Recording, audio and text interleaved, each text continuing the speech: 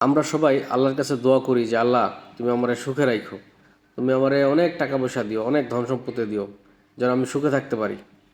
আমার একটা বাইক কেনার সামর্থ্য দিও, আমার একটা গাড়ি কেনার সামর্থ্য দিও, আমার একটা বাড়ি করার সামর্থ্য দিও। এইসব দোয়া আমরা আল্লাহর কাছে প্রায় সময় করে থাকি, সবাই করি।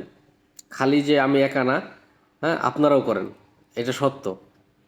সবাই যখন আবার বিপদে পড়ি তখন বলি আল্লাহ তুমি আমার এই বিপদ থেকে বাঁচাইয়া দিও, ঠিক আছে। কিন্তু আমরা কেউ কখনো এটা চিন্তা করি না যে আমরা জানা চিন্তা করি তার দ্বিগুণ চিন্তা আমাদের জন্য আল্লাহ করে। আপনারা কি কেউ কখনো এইভাবে দোয়া করেছেন যে আল্লাহ আমার গাড়ির দরকার নাই, বাড়ির দরকার নাই, আমার টাকা পয়সার দরকার নাই, তুমি আমারে যেমনে চালাইবা আমি ঠিক সেভাবেই চলতে চাই। কারণ আমার কখন টাকার দরকার, আমার কখন বাইক কেনার দরকার, কখন একটা বাড়ি করার দরকার, সেটা আমার থেকে তুমি ভালো জানো।